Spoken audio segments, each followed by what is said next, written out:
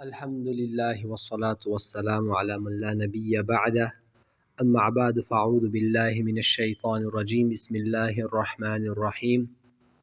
والفجر وليال عشر والشفع والوتر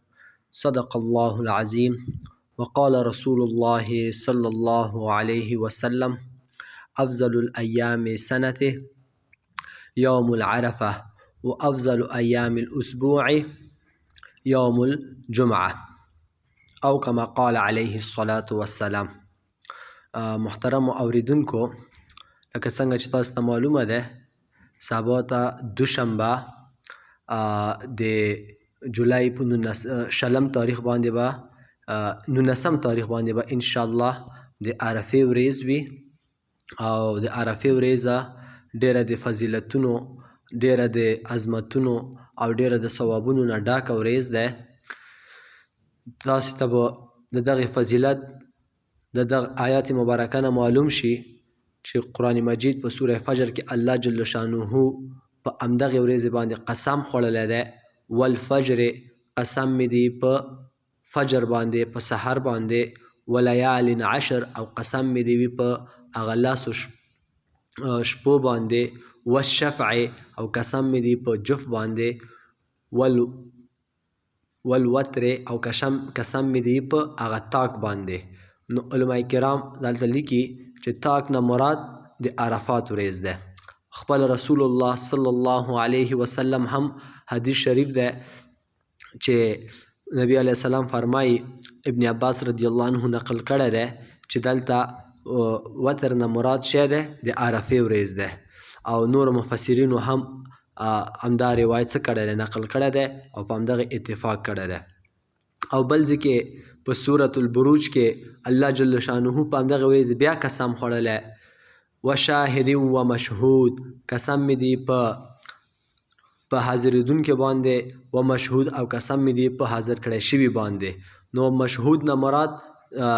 شی دی همدا د عرفې ورځ دی.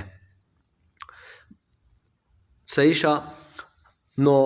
چې کوم ځای کې الله جل شانه په کوم څیز باندې قسم خوري، نو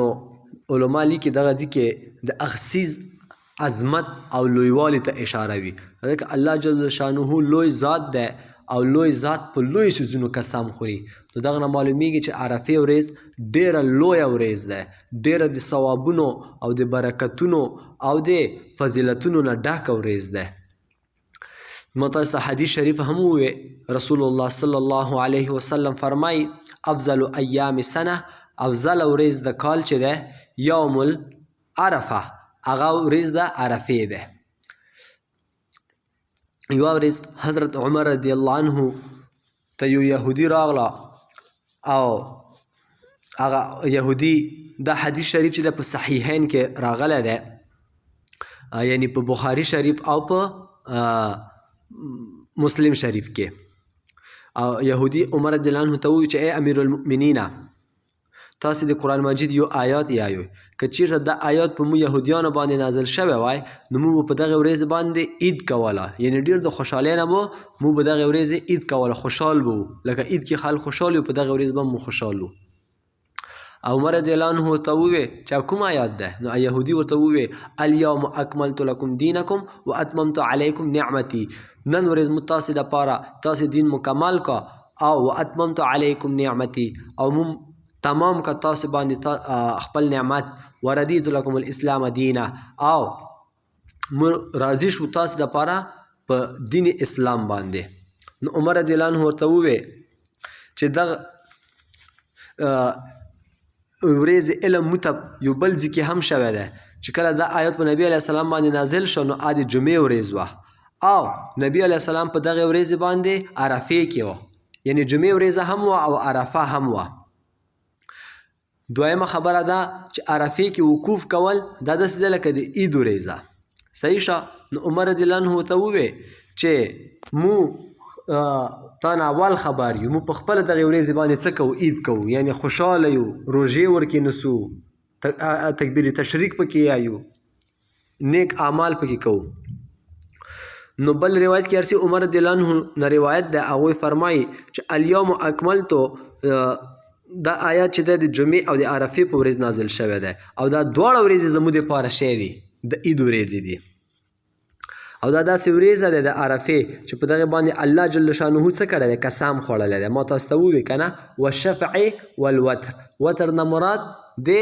عرفې ورځ ده او بل آیات کې الله جل شانه په سوره بروج کې وشاهد و مشهود مشهود نه مراد شی دی د عرفې ورځ ده نو الله جل شانه په دې لویو څیزونو قسم خوري په هغه لویو څیزونو کې یو شی دی د عرفې ورځ هم ده خپل بل حدیث شریف کې رسول الله صلی الله علیه وسلم د عرفې باره کې داسې فرمایي چې د عرفې ورځ د تیر شوي او د را روان کال د ګناهونو شی دی کفاره ده دا حدیث په مسلم شریف کې ده یعنی په دغه ورځې که څوک روژه ونیسي د تیر شوي کال او د را روان کال صغیره ګناهونه به الله څه کړي ورته معاف کړي څومره د فضیلت ورځ ده محترمو تاسې دغه ته مه خفه کېږو چې سبا ګرمي ده ورځې سترې دي نه د قیامت ورځ دغه نه به ډېره ستره وي د قیامت په ورځ به دغې نه ډېره زیاته ګرمي وي که موږ تاسې سبا ته لږه تکلیف تیر کړو ټول کار خوراک چکاک کوو خیر ده که یوه ورځ یې ونه کړو هغې کې هم مو داسې نه دی پر شمایه به ورکې وکړې تر څو چې مازدیګر کېږي بیا به د باندې روژه ماتې راغلی وي نو کوشش وکړو چې تاسې ټول په دغې ورځې باندې څه وکړئ روژه ونیسوی یو بل حدیث شریف کې هم ارسی ابن عباس رضی الله عنهما نه روایت ده چې نبی علیه السلام فرمایي بغیر د شکه الله جل شانه د آدم علیه السلام د ملې مبارکې نه د ذرو په شکل کې ټول انسانان پیدا کړل او هغوی نه وعده واخیسته هغه وعده چې په کومې ورځې ته نښستې وه هغه د عرفې ورځ وه پوه شوئ هغه الله جل شانه حدیث د شریف داسې ده چې الله جل شانه موږ تاسې ټولې پیدا کړي وو بل حدیث شریف کې ارسي چې د سرو میږیو په شکل کې خو موږ ته اوس وخت نه دی یاد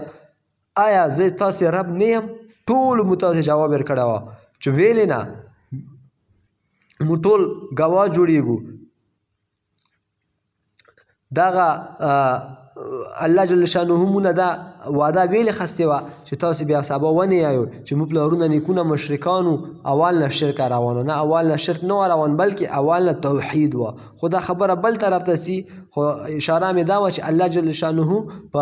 عرفې په ورځ د آدم علیه السلام اولادې نه ټولو انسانانو نه وعده خستې وه د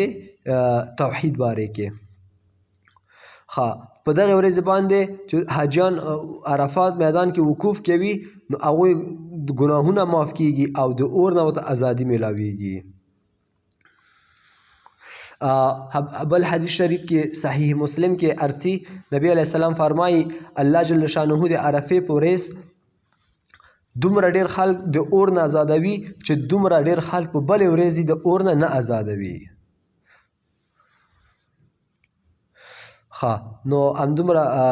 حدیثونه ما تاسو ته چې پیش کړل دا به بس وي انشاءالله بیا خبره اوږده کېږي تاسو خپلو ملګرو سره دا میسج شیر کوئ وما علینا الا البلاغ